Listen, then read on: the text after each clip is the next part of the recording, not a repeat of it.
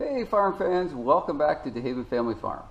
So today I decided to do an update video on a video I did quite a while back. For those of you who follow the channel, you will have seen I did a video on the LockNLube versus the Univer-Co grease gun coupler or grease gun end, whatever you want to call it there. So I wanted to do an update on that video. So here you go. This is the Univer-Co grease coupler or grease gun end, again, whatever you want to call it there. As you can see, it is not on either one of my grease guns.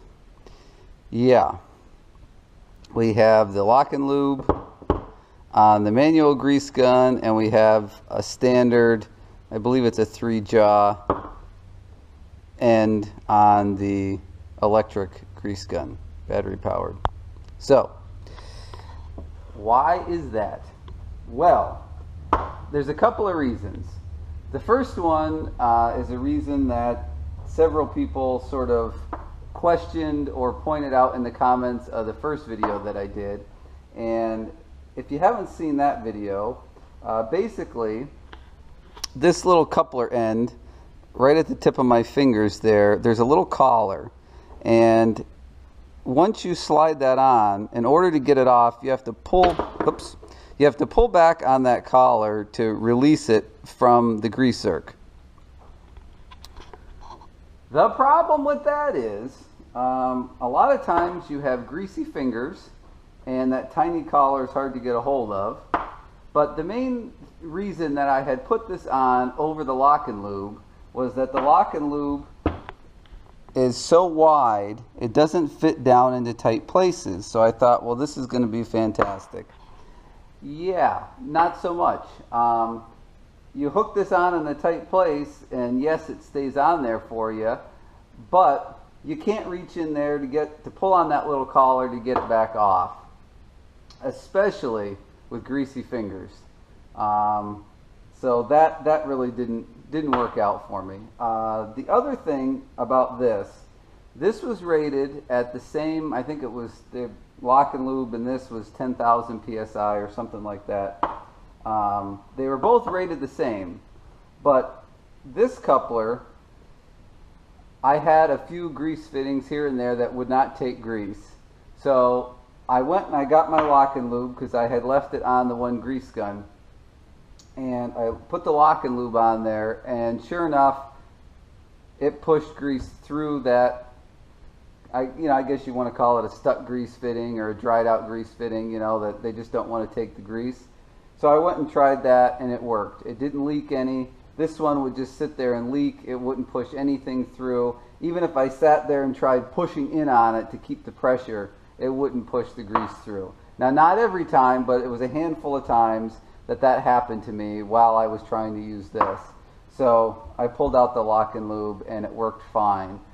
Pushed the grease right through. So that saved me from having to, take the grease zerk out or possibly take a bunch of stuff apart and clean it up to try and get the grease to go in there. So I know in the last video I said sorry LockNLube, and I put this on. Well, guess what, LockNLube?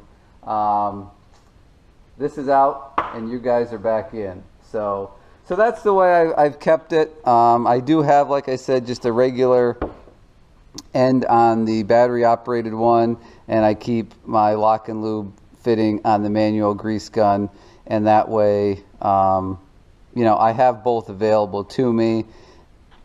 It was kind of what I was trying to avoid. The reason I tried this coupler was I was trying to find like a one-size-fits-all type of deal, and that just didn't happen. So would I recommend this after using it for a while? No, I wouldn't.